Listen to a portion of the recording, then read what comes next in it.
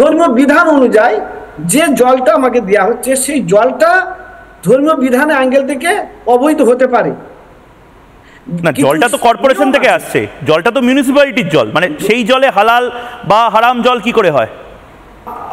আফজাল ভাই, আমার একটাই প্রশ্ন, ধরুন উত্তরাখণ্ড থেকে একেবারে গঙ্গাসাগর অবধি যে নদীটা বইছে তার পার্শ্ববর্তী অঞ্চলে যে হিন্দু, মুসলিম, বৌদ্ধ, খ্রিস্টান সমস্ত মানুষ রয়েছেন, তারা যে সাধারণত জলপানটা করেন সেটা গঙ্গা জল। তো সেই গঙ্গা জল হারাম জল না হালাল জল হবে? না, এবার সেটা হচ্ছে অভিরুচি, ব্যক্তিগত অভিরুচি।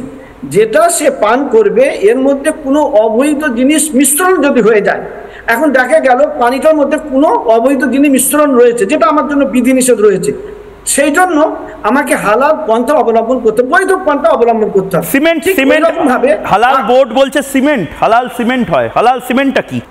অ্যাকচুয়ালি যে হালাল শব্দটা হচ্ছে বৈধ, অর্থাৎ সিমেন্টটা মানে অবৈধ না বৈধ এটা বলতে চাইছি।